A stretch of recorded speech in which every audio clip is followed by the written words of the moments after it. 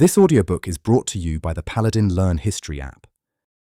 Stand at the edge of Tyre in 900 BC, and the first thing you notice is that there is no land. Not behind you, not to your left, and certainly not to your right. Just water on every side, and below that, the dark shape of the reef the city was built on. The smell hits next, a mix of salt and cedar resin with something fouler underneath it, which is the rot of 10,000 crushed sea snails baking in open vats along the southern shore. This is the most powerful city in the Mediterranean world, yet it has no farmland, no river, and no gold in the hills because there are no hills behind it. Just the sea, the ships, and the people who understood both better than anyone alive. Every civilization we study from this period built its power on land. Egypt grew on the Nile, Mesopotamia rose on the Tigris and Euphrates, and Greece relied on its grain plains and silver mines. The Phoenicians looked at that model and did something different by turning their backs on the land entirely. They pointed their ships west and built an empire that stretched from the coast of Lebanon to the Atlantic shore of Spain, and they did it without conquering a single city by force. The question I want to walk you through today is how they managed it. How does a collection of small coastal towns with no unified government, no standing army, and no natural resources beyond timber and shellfish become the dominant commercial power in the ancient world for 500 years? The answer is one of the most interesting stories in all of ancient history, and almost nobody knows it. If you stick around until the end, we'll arrive at Alexander the Great standing on a causeway he built across the sea, staring at the walls of Tyre and wondering how a city this small had held out against him for 7 months. Start with the name, because the name is already a clue. The Phoenicians never called themselves Phoenicians, as that label came from the Greeks and almost certainly derives from the word phoenix. This means purple-red, which was the colour of the dye these people produced and traded. So the most powerful maritime civilization of the ancient world is remembered by a nickname that essentially means the purple people. And there's something fitting about that. They called themselves Canaanites, or more precisely, they were part of the broader Canaanite cultural world that occupied the Levantine coast. This was the narrow strip of land wedged between the Lebanon mountains and the eastern Mediterranean, roughly where Lebanon and coastal Syria sit today. The mountains are important because they come down almost to the shoreline in places, leaving strips of flat coastal land barely wide enough to build a city on. There was no room to expand inland since the mountains were too steep and the interior was already occupied, so the coastal cities grew outward onto the sea instead. The political structure was never a single state, but rather a loose collection of independent city-states. Byblos sat in the north, Sidon in the middle, and Tyre in the south, with smaller ports like Arwad, Beirut, and Sarepta scattered between them. Each city had its own king, its own patron deity, and its own local politics, which meant they were sometimes allies, sometimes rivals, and occasionally at war with each other. What they shared was language, religion, a set of cultural practices, and above all, the trade network that connected them all to the wider Mediterranean world. Byblos was the oldest of them, and it had been trading with Egypt since at least 3000 BC. We know this because Egyptian artifacts turn up in its excavation layers continuously from the early Bronze Age onward, showing a relationship that lasted for millennia. The Greeks named their word for book, Byblos, after this city, because that's where the papyrus came from.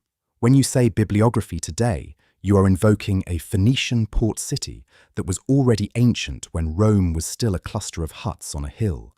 What made these cities distinctly Phoenician and different from the Canaanite interior was what the coast demanded of them. Farming was limited because the thin coastal plains couldn't support large populations on agriculture alone, so they traded, they built ships, and they developed crafts that produced goods worth trading before sailing to find the markets that would buy those goods. The coast didn't just shape their economy, it shaped who they were. So what did these people actually have to sell that made them so incredibly wealthy?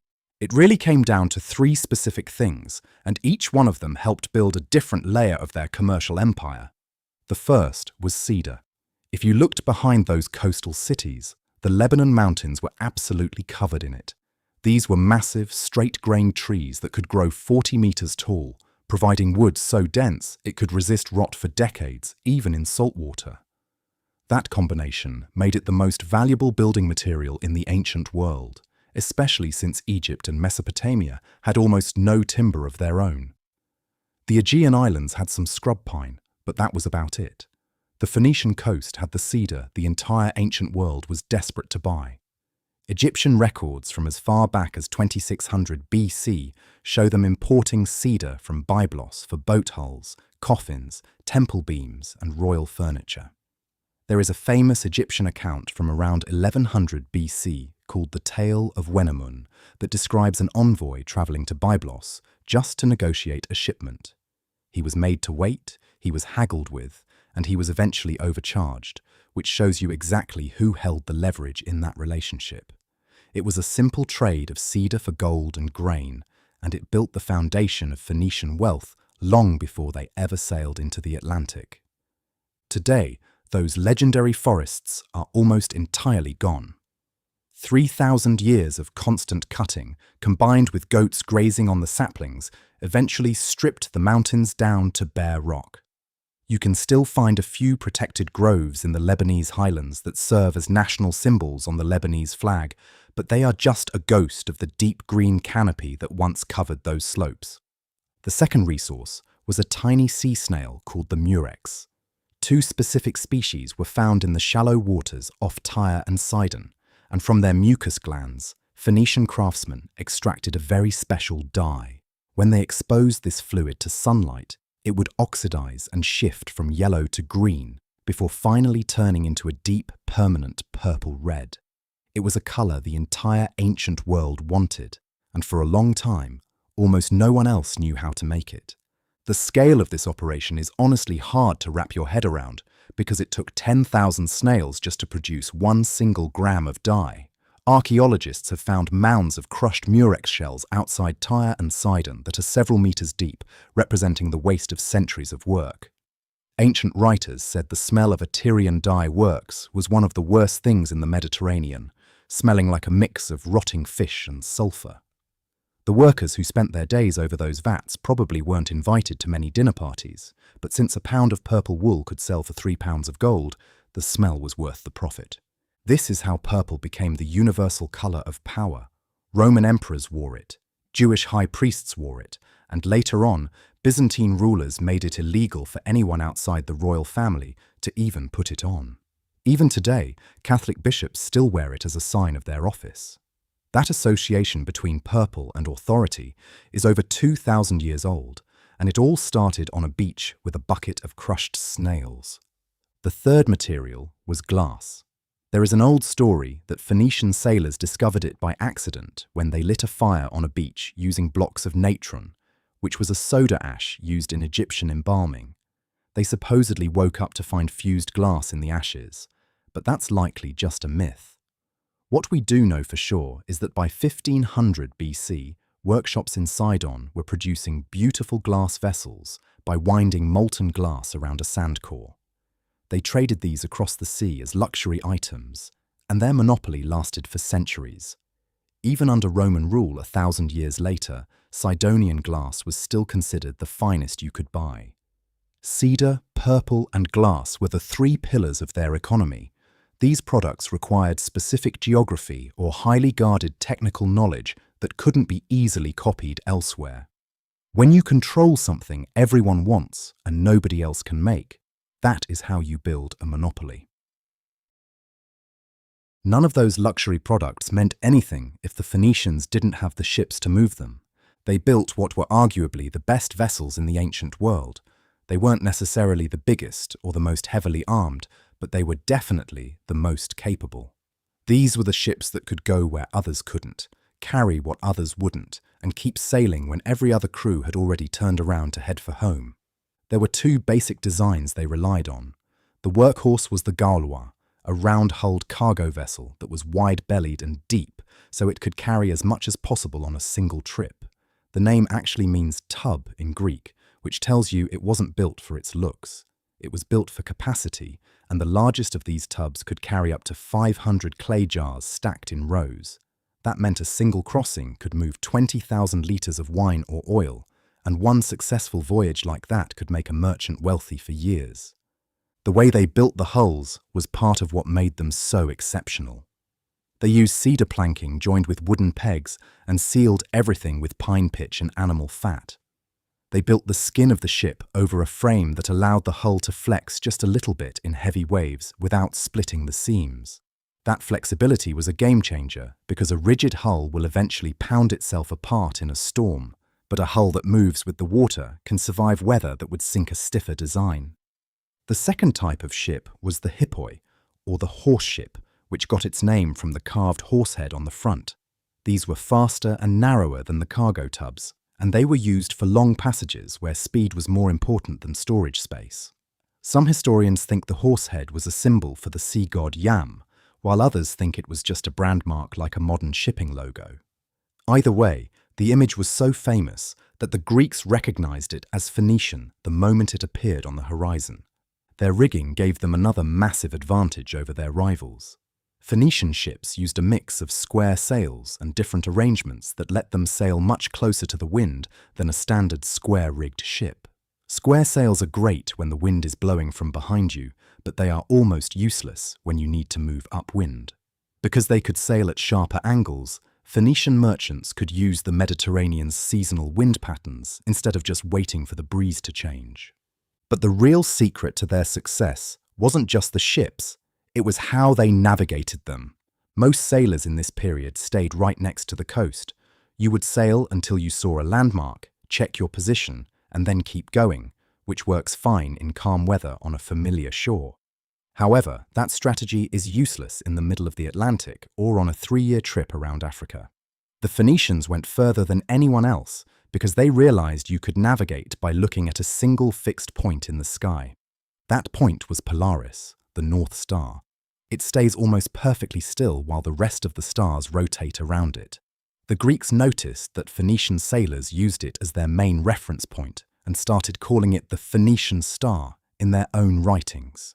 If you keep Polaris at a steady angle over your left shoulder and count your days at sea, you can cross open water and find a coastline hundreds of miles away with incredible accuracy. This is why the historian Herodotus believed a Phoenician crew actually sailed all the way around the continent of Africa. It's also how a navigator named Hanno could sail south along the African coast into waters no one had ever seen and still make it back alive. The ship was strong enough to get them there, but the star was what brought them home. Even their harbours were engineered to keep the money flowing. At Tyre, they built a double harbour with one opening facing north for winter winds and another facing south for the summer.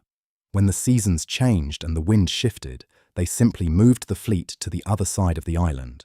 The city never had to stop working, and the trade never had to wait for the weather to clear.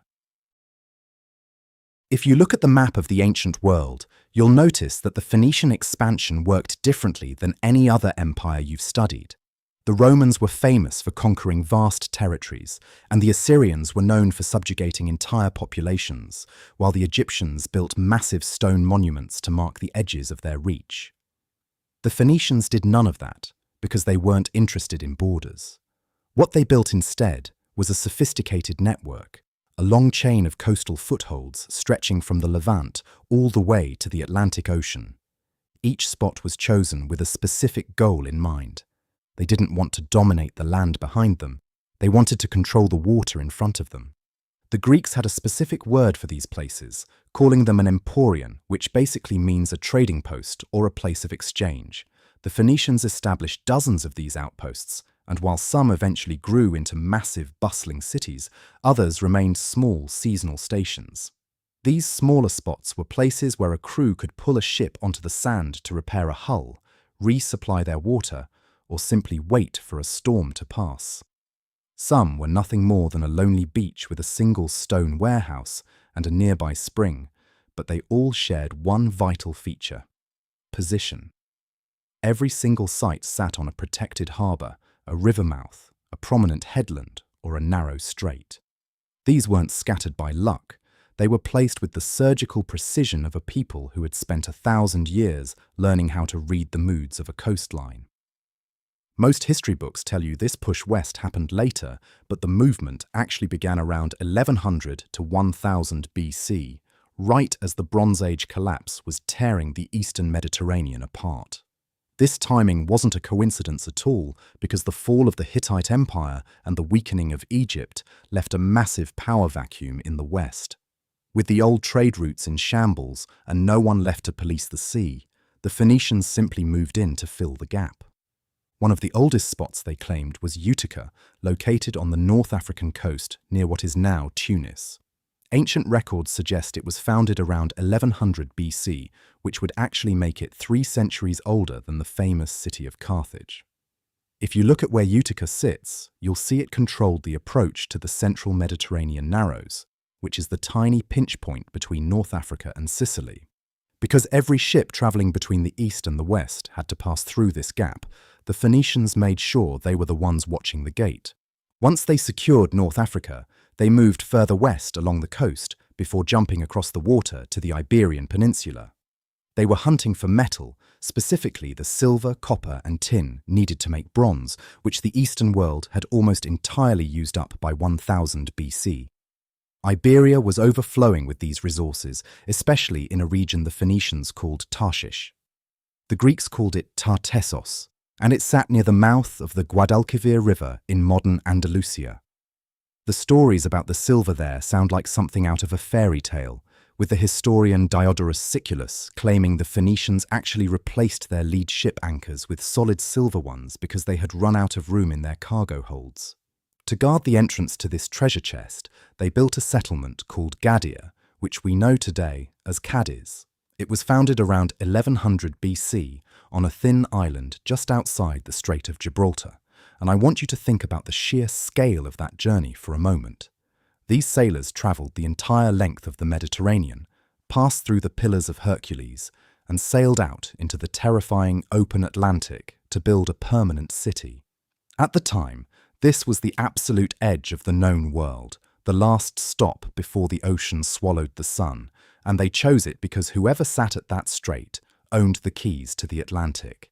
But the open ocean didn't stop them, and Phoenician ships soon pushed north along the coasts of Spain and Portugal into freezing waters the Greeks didn't even know existed. They eventually reached the rugged shores of Cornwall in southwestern Britain, which was one of the only places on Earth to find tin. Since tin was the secret ingredient for making bronze, the Phoenicians guarded the location of these mines like a state secret.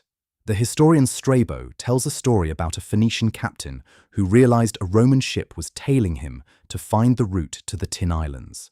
Rather than give up the secret, the captain deliberately steered his ship onto a deadly reef, sacrificing his vessel to lead the Romans to their deaths. He survived the wreck, and when he made it back home, the Phoenician government actually paid him for the value of his lost cargo because he had protected their monopoly. That story tells you everything you need to know about their mindset. To the Phoenicians, the network was only valuable as long as the rest of the world was kept in the dark. Out of all the settlements the Phoenicians planted across the sea, there was one that eventually took on a life of its own. It didn't just grow, it escaped their control entirely, starting as a camp for refugees and ending as a superpower that nearly toppled Rome. The year was 814 BC, and the city was Carthage. The story of its birth is one of the great founding myths of the ancient world, a tale so wrapped up in legend that it's hard to tell where the history ends and the poetry begins. But even if the details are exaggerated, the story tells us exactly how the Phoenicians viewed themselves and their place in the world. At the heart of the legend is a woman named Elissa, a princess from the city of Tyre. Her brother, King Pygmalion, had seized the throne and murdered her husband to make sure no one could challenge his power. Elissa, whom the Romans would later call Dido, wasn't about to wait around for her turn, so she gathered a group of wealthy nobles who hated the new king and loaded several ships with as much gold as they could carry. She wasn't sailing west to start a business venture. She was a political exile fleeing for her life. When her fleet reached the coast of modern-day Tunisia, she began negotiating for land with a local Berber king named Iarbas. He didn't want these strangers staying, so he offered her a deal he thought was impossible. She could have as much land as she could cover with the hide of a single bull. Elissa didn't argue, but instead she took the hide and cut it into thousands of tiny, hair-thin strips. She tied them together to make a massive rope and used it to circle an entire hill, which became the citadel of the new city. The hill was named Byrsa, which is the Greek word for hide, and it still stands as the heart of the ruins today. Whether that trick actually happened or not, the story captures the essence of the Phoenician spirit. It shows a people who take a contract designed to fail and find a loophole that no one else saw coming. In their world, a clever mind and a sharp pen were often more dangerous than 1,000 spears. The spot Elissa chose for her new home was nothing short of perfect.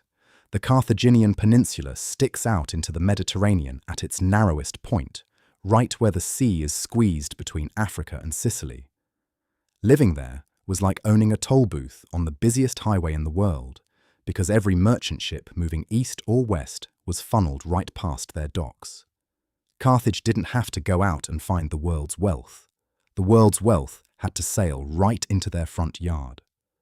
The rise to power took a few centuries, and at first, Carthage was just another colony that sent taxes and respect back to the mother city of Tyre. But as the home cities in Lebanon were slowly crushed by the Assyrians, the Babylonians, and finally the Persians, the umbilical cord was cut. Carthage stopped asking for permission and started acting like a capital city. They had one thing the original Phoenician cities never possessed: massive amounts of fertile land. The plains behind Carthage were incredibly rich, allowing them to grow grain and olives on a scale the people back in Lebanon could only dream of. They didn't just farm, they treated agriculture like a science. A Carthaginian general named Mago actually wrote a 28-volume manual on everything from soil health to crop rotation. When the Romans eventually destroyed the city centuries later, they burned almost everything, but they specifically saved Mago's books and translated them into Latin because the information was too valuable to lose. This systematic approach to farming meant that Carthage could feed a massive population, and more importantly, a massive army. Their military followed that same cold, logical path. Back in the homeland, the Phoenicians usually just paid their enemies to go away or hid behind their island walls. But Carthage had land borders that had to be defended. Since they were merchants first, they didn't want to waste their own citizens in the trenches, so they built a professional army made of the best mercenaries money could buy. They hired Numidian horsemen from the desert, fierce infantry from Spain, and slingers from the Balearic Islands who could crack a bronze helmet from 100 yards away. By the 5th century BC, Carthage had become the undisputed heavyweight of the Western Mediterranean. The city was home to nearly 700,000 people, making it significantly larger and wealthier than Rome was at the time. They controlled the coast of Africa, the islands of Sardinia and Sicily, and the silver mines of Spain. They commanded a navy of hundreds of warships and a merchant fleet that made the rest of the world look like amateurs. Tyre had sent a fleet of refugees into the sunset to save them from a tyrant, and in doing so, they accidentally created the greatest empire the Western seas had ever seen. If you want to see what these harbours look like today compared to these ancient reconstructions, stick around, because the transformation is incredible. For 5 centuries, the Phoenician cities existed in the delicate space between two very different worlds. To their west lay the open Mediterranean and the vast maritime network they had spent generations building, while to the east, the largest land empires the world had ever seen were beginning to stir. These massive powers were moving toward the coast, and the Phoenicians could see the dust clouds of their armies on the horizon. The Assyrians were the first to arrive. By the 9th century BC, the Assyrian Empire had become the most efficient military machine in the Near East, slowly grinding its way through the Syrian interior toward the sea. As the coastal cities watched this juggernaut approach, they made a strategic choice that would define their survival for the next several hundred years. Instead of fighting a war they knew they would lose, they simply chose to pay. Shalmaneser III ruled the Assyrians from 858 to 824 BC and he was so proud of the tribute he took from Tyre and Sidon that he had it carved into the black obelisk. If you visit the British Museum today, you can see this stone monument and look closely at the figures of the Phoenician tribute bearers. They are depicted in a long procession, carrying heavy loads of gold, silver, and ivory, along with exotic animals intended for the king's court. While the Assyrians viewed these carvings as a display of absolute dominance, the Phoenicians saw it as the necessary price of keeping their harbours open for business. This was a cold, calculated business decision that the coastal cities would make time and time again. They understood that maintaining a standing army was far more expensive than paying tribute, and they knew a destroyed harbour could no longer generate any revenue. Because a city reduced to rubble is a city that can't trade, they chose to pay the tax, keep their fleets in the water, and wait for the storm to pass. Tribute wasn't a surrender of their spirit, it was just another operating cost written into the ledger of their commercial empire. However, the Assyrian grip eventually began to tighten. During the mid-8th century BC, Tiglath-Pileser III moved beyond simple collection and began installing Assyrian governors directly into some of the Phoenician cities. This meant the empire was now regulating trade routes and taking a direct cut of the entire network, which changed the math for the local kings. Around 701 BC, King Luli of Tyre decided the protection was no longer worth the cost, so he refused to pay Sennacherib and prepared his island fortress for a massive 5-year siege. Even though the mainland settlements were quickly overrun, the island itself held firm, and while Luli eventually had to flee by sea, the city of Tyre survived to trade another day. After the fall of Assyria in 612 BC, Babylon became the new dominant power in the east, and Nebuchadnezzar II soon brought that same imperial pressure back to the coast. His siege of Tyre lasted for 13 years, stretching from 585 to 572 BC, making it the longest documented siege in the history of the ancient world. The mainland suburbs fell early on, but the island remained unreachable, and after more than a decade of blockade, the Tyrians negotiated a peace deal rather than surrendering. We don't know the exact terms of that agreement, but the city remained functional, proving that even a superpower like Babylon would eventually move on to easier targets if you could hold out long enough. Then the Persians arrived. When Cyrus the Great absorbed the Phoenician cities into the Achaemenid Empire around 539 BC, the relationship became surprisingly comfortable for both sides. The Persians were a land power that desperately needed a navy, and the Phoenicians happened to have the best fleet in existence. Instead of squeezing the life out of the coastal cities, the Persians actually paid for their ships and sailors, granting them a level of internal freedom that the Assyrians had never even considered. This partnership meant that Phoenician admirals were soon commanding Persian fleets and carrying imperial armies across the Hellespont to invade Greece. At the famous Battle of Salamis in 480 BC, the Phoenicians provided the largest contingent of ships, contributing roughly 300 vessels to Xerxes' massive fleet. They fought with everything they had, but they ultimately lost the battle because the Greeks understood the cramped waters of the strait much better. To make matters worse, Xerxes watched the defeat from a nearby hillside and executed several Phoenician commanders for cowardice, a move that did absolutely nothing to help the morale of his best sailors. This Persian era gave the Phoenician cities about 2 centuries of relative peace and stability, but by tying their fate so closely to the great king in the east, they also made themselves a primary target for the next conqueror who would come looking to change the world. To most ancient sailors, the Strait of Gibraltar was essentially a wall. On the eastern side was the Mediterranean, a sea that was known, mapped, and filled with familiar landmarks and safe harbours. On the western side lay the Atlantic, a place that existed mostly in the nightmares of mariners as the spot where the world simply ended.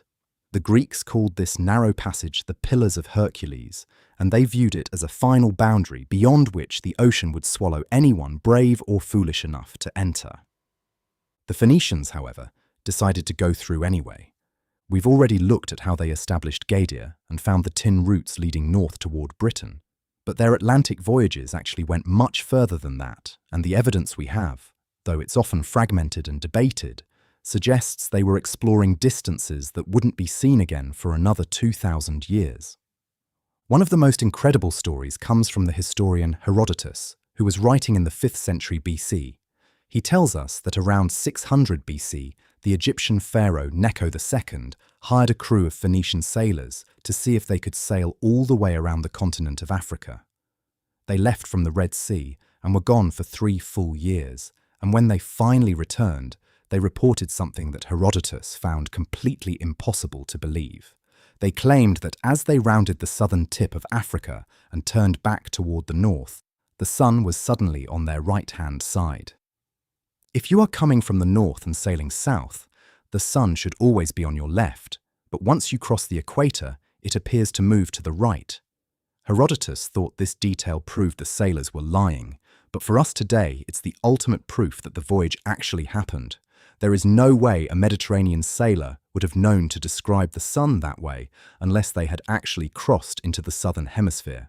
Think about that journey for a moment. 3 years in open water with no GPS and no charts of the African coast. They relied entirely on the stars, the seasonal shifts in the wind, and the collective knowledge of a culture that had been reading the rhythms of the sea for 5 centuries. It stands as one of the most daring voyages in human history, yet it happened so far off the map that almost no one in the ancient world truly understood what these men had achieved. We actually have even better documentation for their exploration of the western African coast.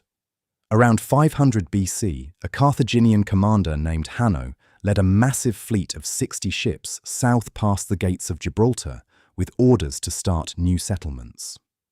His written account, known as the Periplus of Hanno, is the oldest surviving narrative of exploration in Western literature. He describes building colonies along the coast of Morocco before pushing further south into tropical lands filled with hippos, crocodiles, and a massive volcanic mountain he called the Chariot of the Gods. While historians still argue about exactly where he stopped, most believe he reached somewhere between modern Senegal and Cameroon, which is about 4,000 kilometers south of the Mediterranean.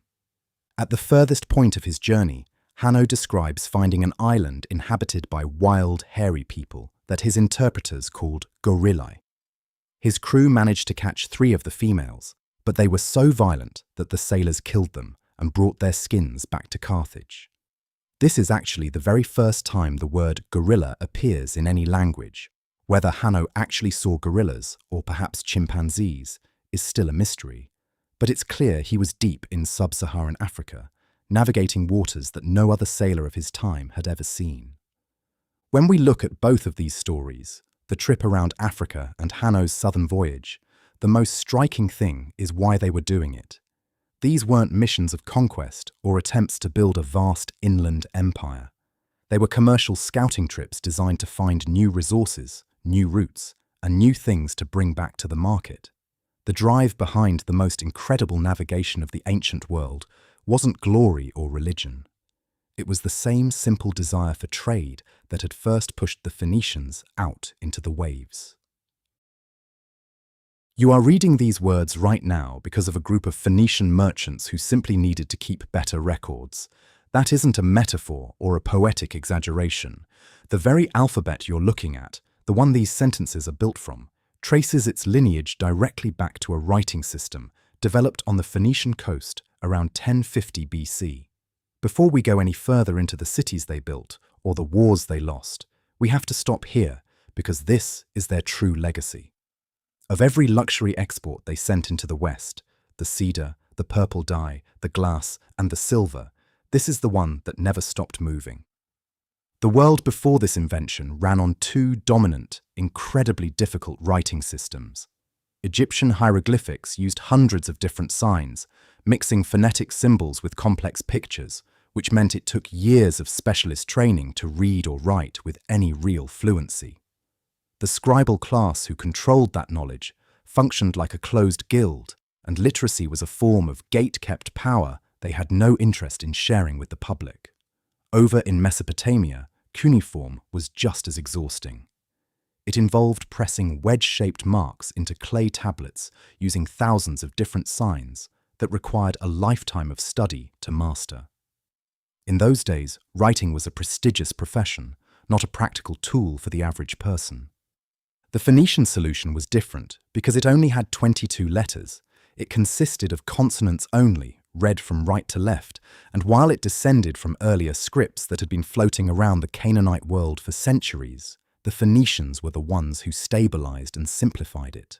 The reason it spread so fast was purely commercial. When your ships are calling at 30 different ports across 6 different linguistic regions, you need a writing system that a merchant can learn in a few days, rather than a few years. You need something a tired sailor can scratch onto a broken piece of pottery to label a cargo shipment. You need portable literacy.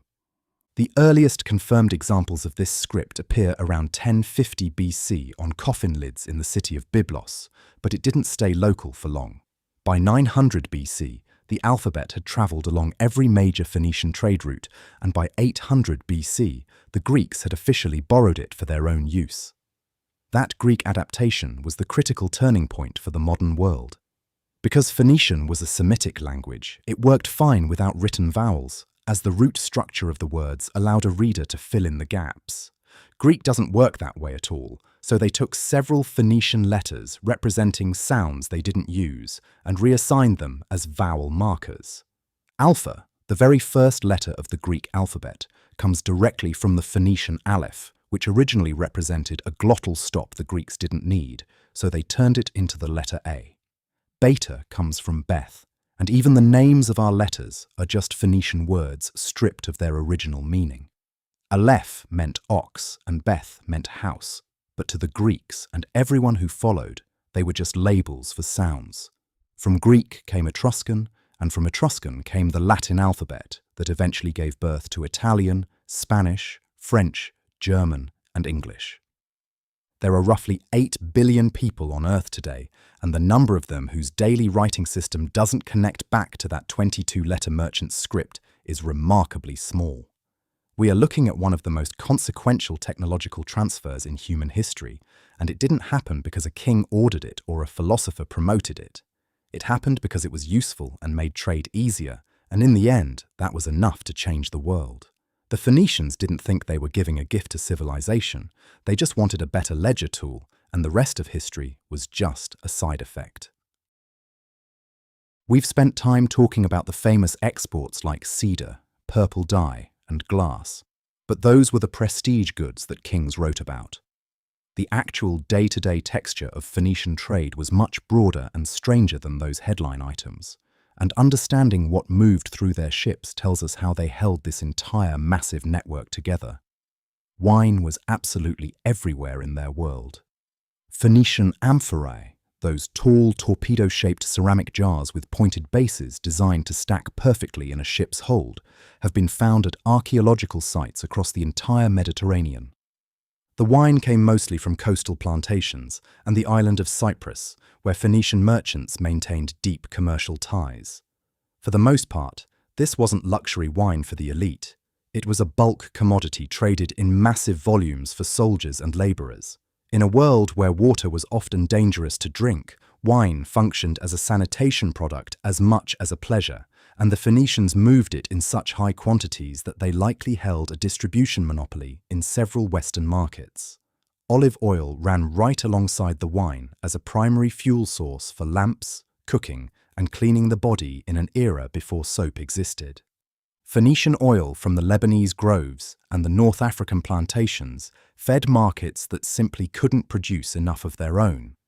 In some of their settlements in Spain, archaeologists have even found the remains of massive fish salting operations located right next to the shipping jars. This tells us the Phoenicians weren't just moving goods, they were setting up factories to process local catches on site before shipping the preserved fish back east. The entire salted fish and fermented sauce industry that the Romans later became famous for actually traces its industrial roots back to these Phoenician processing stations on the Spanish coast. Metal was the other constant that kept their ships heavy and their pockets full. They took copper from Cyprus, a name that is actually linked to the metal itself, and worked it into ingots to be traded across the sea. They pulled silver from Iberian mines in staggering amounts, along with lead for plumbing and iron as it began to replace bronze across the first millennium BC.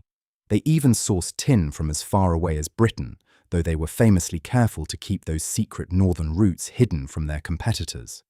By smelting and refining these metals at their own colonial stations, they added value to the raw materials and kept their technical secrets in-house.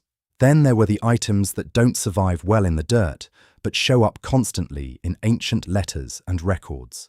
They moved linen textiles from Egypt and ivory carved in their own workshops into beautiful decorative objects. These Phoenician carvings have been found everywhere from Assyrian palaces to burial mounds in Spain and sanctuaries on the island of Sardinia. They also traded in human lives, sourcing slaves from conflict zones and selling them wherever the demand was highest, just like every other commercial power of the time. They even moved exotic animals from Africa into the private collections of the Mediterranean elite and brought amber down from the Baltic coast. The system didn't work because of any single product, but because of the way they combined them all. A merchant could arrive in a port with something the locals needed and leave with something else that was valuable somewhere else, running a continuous cycle of profit across thousands of miles of open sea. A ship leaving Tyre might carry purple cloth and Egyptian linen, swap those in Carthage for grain and ivory, and then head to Spain to trade for silver and salted fish. Nothing sat still long enough to lose its value, and the network only functioned if the goods kept moving. The Phoenician merchant was more than just a sailor carrying a heavy cargo. He functioned as a living information system, carrying prices, political news, and secret navigation routes that never appeared on a written manifest but were worth more than anything stored in the hold. When we look at these trade routes, we aren't just looking at a map of business. We're looking at the nervous system of the ancient world.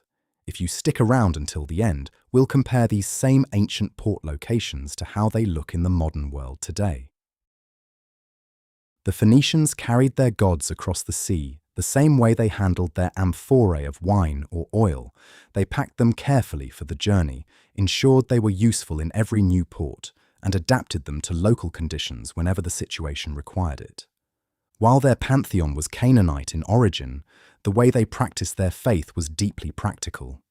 At the top sat El, the Father and the Ancient One, but he was a distant figure who rarely appeared in the messy daily religious life of the bustling harbour cities.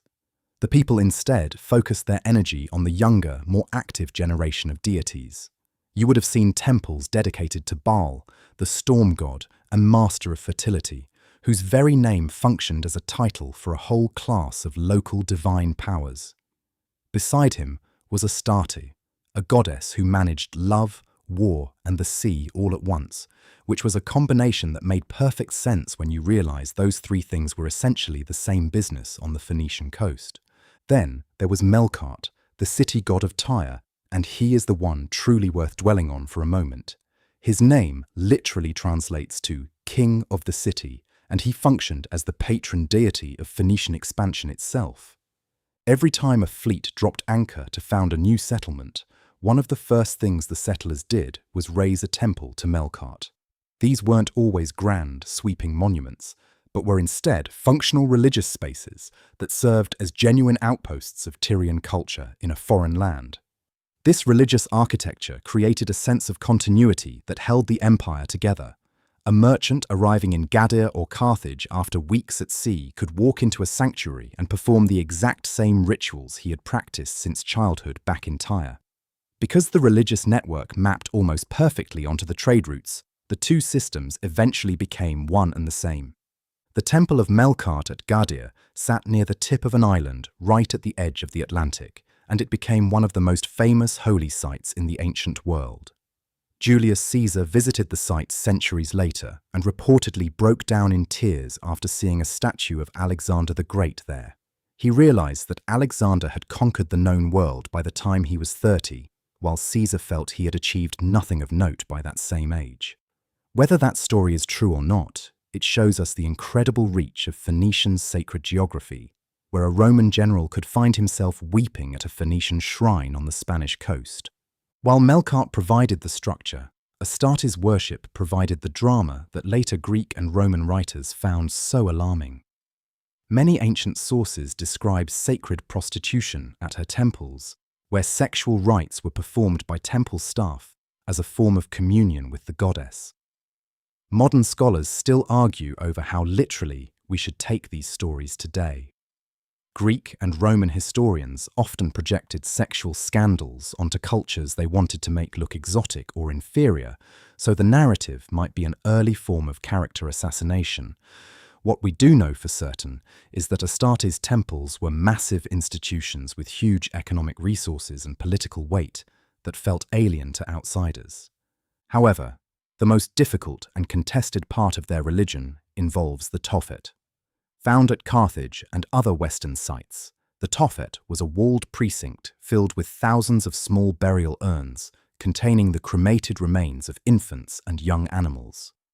Greek and Roman sources were very clear about what this was, claiming it was a site for child sacrifice to Baal Hammon during times of extreme national crisis.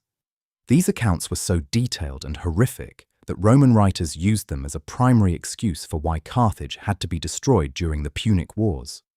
Modern archaeology has confirmed that these urn deposits are very real, but the debate over their meaning is still incredibly heated.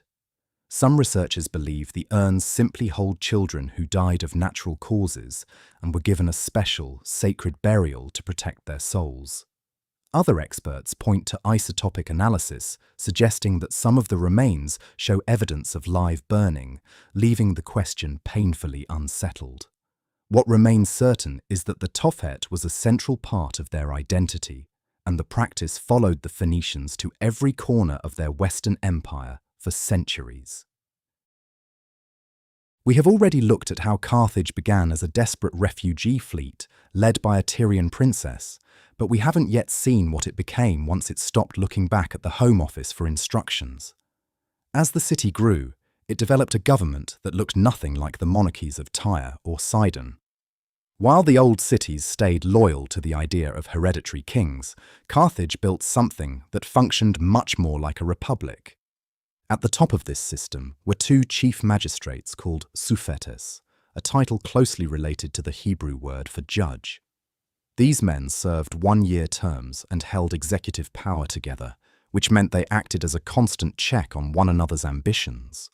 Below them sat a powerful council of elders pulled from the wealthiest merchant families, and beneath that was a popular assembly for the common citizens.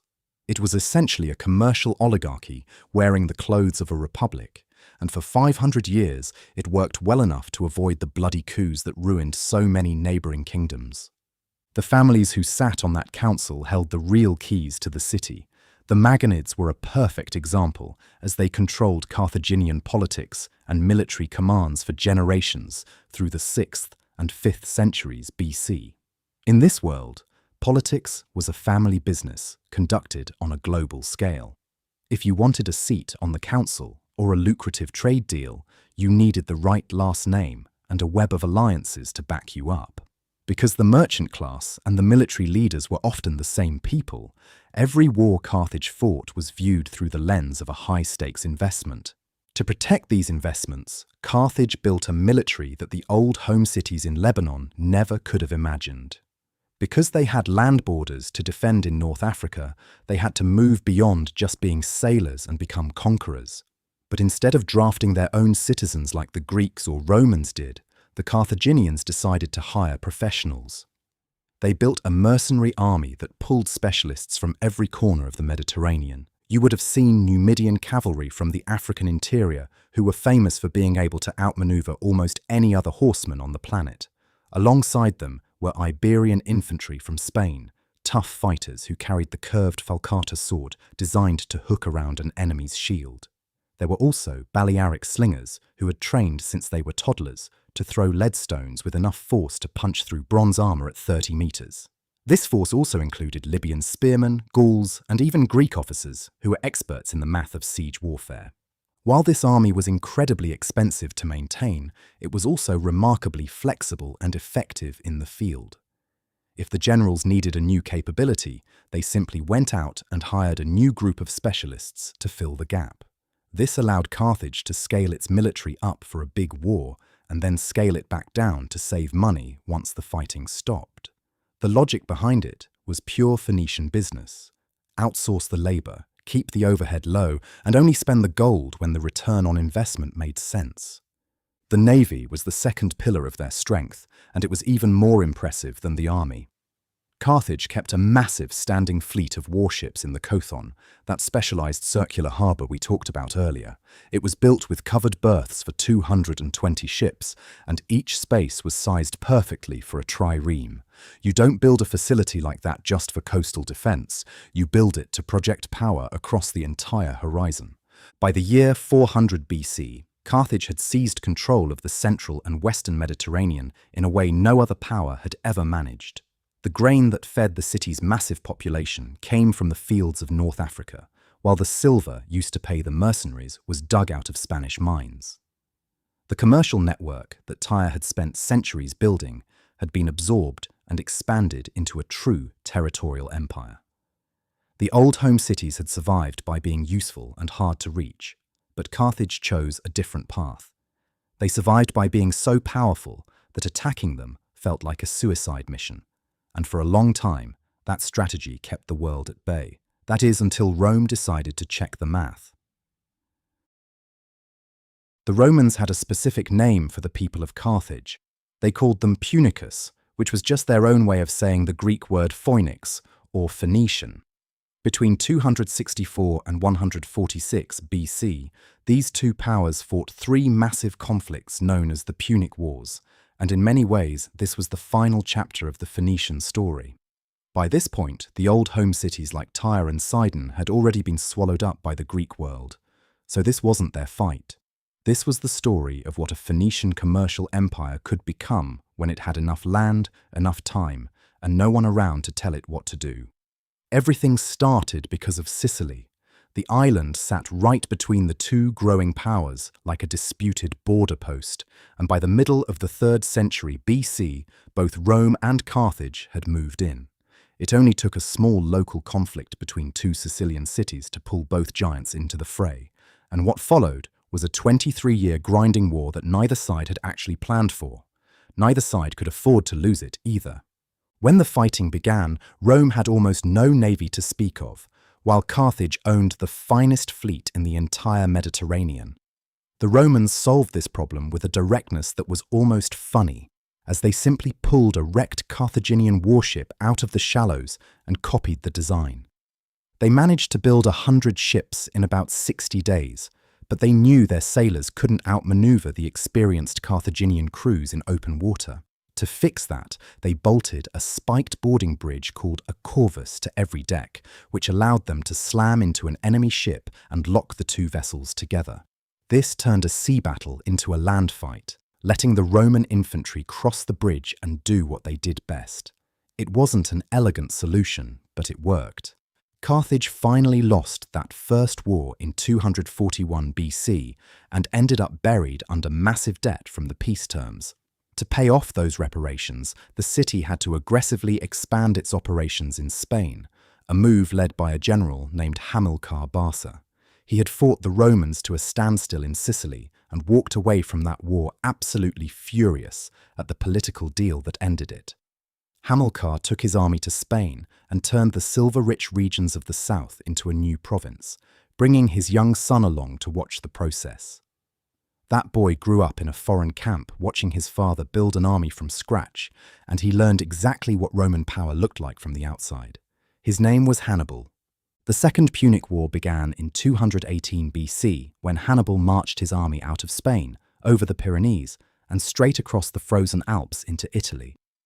It remains one of the most famous military campaigns in history, and the sheer scale of it is hard to capture in just a few sentences. Hannibal arrived in Italy with 37 elephants and 40,000 men, and for years he won every single battle the Romans threw at him. At Cannae in 216 BC, he managed to surround and wipe out a Roman army of 70,000 men, which stands as the worst single-day defeat in Rome's history. It was a tactical masterpiece that soldiers still study today, and for a moment, it looked like Rome might actually collapse. But Hannibal couldn't find a way to finish the job. Rome simply refused to negotiate, and most of their Italian allies stayed loyal despite the constant defeats in the field. Because Hannibal lacked siege equipment and had no real naval support to take a walled city, he spent 15 years wandering Italy and winning battles that didn't lead to a final victory. While he waited, Rome rebuilt its legions and eventually carried the fight back to Spain and then directly to the gates of Africa. The man who finally ended it was Scipio Africanus, a Roman general who had spent years studying Hannibal's tactics until he could use them against him. By threatening Carthage itself, Scipio forced Hannibal to leave Italy and return home for one final showdown. They met at the Battle of Zama in 202 BC, where Scipio won a decisive victory that stripped Carthage of its empire. The city was forced to give up its Spanish lands, its navy was cut down to just 10 ships, and its army wasn't allowed to fight anywhere without Rome's permission. That really should have been the end of the story. Carthage was completely defanged, yet over the next 50 years, the city managed to rebuild its incredible wealth through trade alone. Rome watched this recovery with growing fear, deciding that the old peace treaty just wasn't enough to keep them safe. Every time a senator named Cato the Elder gave a speech, no matter what the topic was, he ended it with the same 5 words. Carthago delenda est. Carthage must be destroyed. The Third Punic War lasted for 3 long years, and when it finally ended in 146 BC, Carthage wasn't just defeated, it was erased. A Roman general named Scipio Aemilianus spent 17 days burning the city to the ground before sending in teams to pull down whatever walls the fire hadn't touched. Out of a population of nearly 500,000 people, almost everyone was either killed or sold into slavery. The site was ploughed over, and while the story about the Romans salting the earth is likely a legend added later, the feeling behind it was very real. Rome didn't just want the city gone, they wanted the very idea of Carthage to vanish from the world. They succeeded in destroying the city, but they couldn't kill everything the Phoenicians had created. By the time Carthage burned, the alphabet was already far beyond the reach of any army. It had been traveling the world for 900 years, with the Greeks borrowing it by 800 BC and passing it on to the Etruscans, who eventually gave it to the Romans. The script had already branched out in every direction, moving north, south, and east, and nothing happening in North Africa could stop its momentum. Every word you see in this script, every book you've ever held, and every street sign you pass runs on a system a Phoenician merchant built just to keep track of his cargo. It isn't just a poetic thought. It is a literal fact of history. The colour purple also kept its grip on the world for 2,000 years after Phoenicia disappeared. Roman emperors wore it as a sign of power, and the Byzantine rulers did the same. Eventually, the Catholic Church took over that association between purple robes and sacred authority, preserving a social code the Phoenicians had built through a simple trade monopoly. Even when the murex dye industry finally collapsed in the 1400s after the fall of Constantinople, the colour itself never lost its royal status. You can still see it at modern coronations and in church ceremonies today, meaning the social signal created by a tiny sea snail is still functioning centuries after the snail went extinct. Many of the original cities are still standing too. Cadiz, which started as the Phoenician colony of Gadir, is the oldest city in Western Europe that people still live in today. It sits on the same Atlantic peninsula where those first merchants built a warehouse 3,000 years ago. You can find the Phoenician name almost unchanged in Cartagena, Spain, which comes from Cart Hadasht, or New City. From Palermo in Sicily to Annaba in Algeria, these aren't just dead ruins. They are living, breathing cities where the modern concrete sits directly on top of medieval streets, which sit on Roman stones, which sit on the original Phoenician plans. Then there is the strange case of the land bridge at Tyre. When Alexander the Great built his massive causeway to reach the island city in 332 BC, he changed the geography of the coast forever. Over the centuries, sand and silt piled up around that stone pier until what started as an engineering project became a permanent part of the earth. Today, the island of Tyre isn't an island at all. It is a peninsula connected to Lebanon by a wide strip of land that didn't exist before Alexander arrived. If you look at a satellite image, the very shape of the coastline is a permanent record of the moment Phoenician independence came to an end. Tyre is still home to about 60,000 people. You can still see fishermen working the same waters where their ancestors once crushed shells for dye, and ancient Roman columns still poke through the modern pavement. The harbour, where the great fleets once loaded up cedar wood and expensive wool, is much quieter now than it used to be. But the important things got out before the end.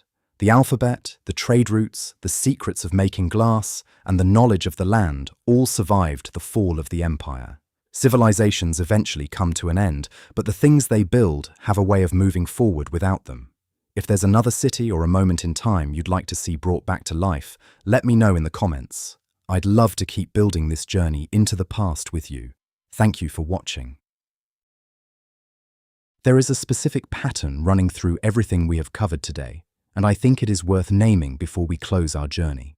Every major ancient civilization you can think of built its power on one of two things: territory or force. The Egyptians held the Nile and taxed every single grain of wheat that grew along its banks. To the east, the Assyrians built the most brutal army the ancient world had ever seen, moving west until everyone paid them tribute. The Persians eventually combined both of these strategies, holding territory so vast it was almost impossible to attack while keeping an army large enough to strike any corner of the map.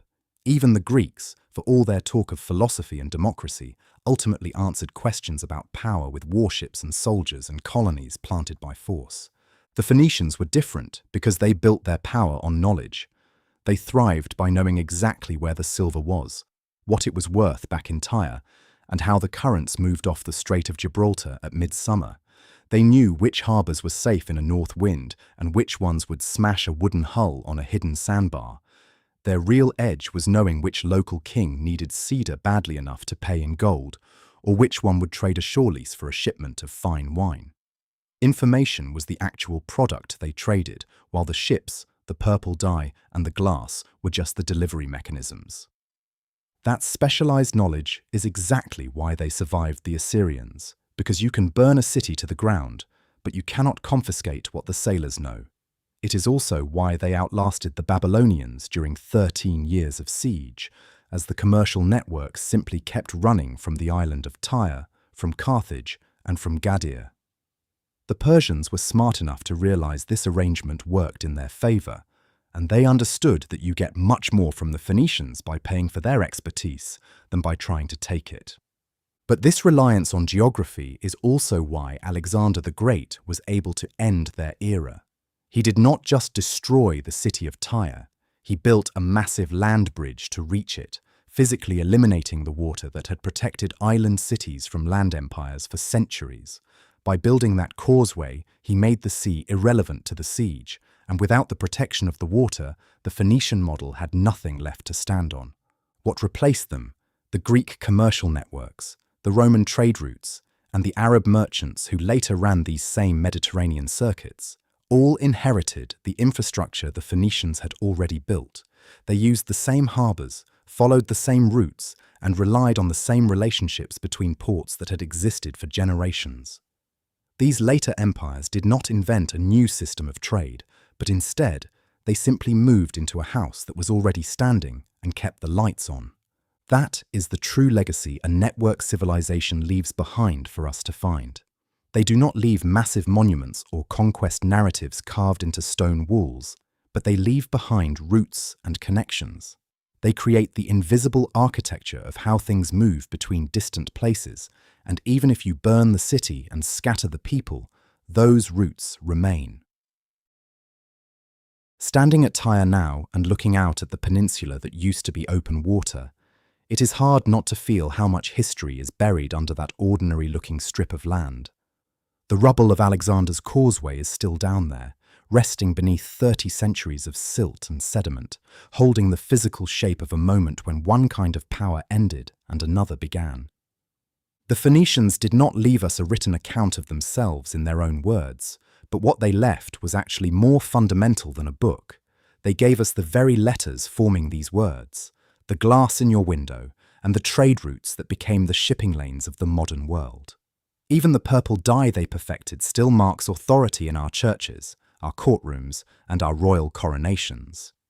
This was a civilization that identified by city names rather than a national one, and they kept their most valuable trade secrets locked in the heads of their sailors. They spread their writing system across the globe almost by accident, simply as a byproduct of trying to keep better business accounts. They vanished so thoroughly from the popular imagination that most people today could not name a single Phoenician the way they could name a Roman emperor or a Greek philosopher. They were the ghost in the machine of Western civilization, present in almost everything we do, but named almost nowhere in our history books. If there is a specific part of this story you want to go deeper on, perhaps the Siege of Tyre, the Punic Wars, or Hanno's voyage south along the African coast, let me know in the comments. I would love to keep building this journey into the past with you.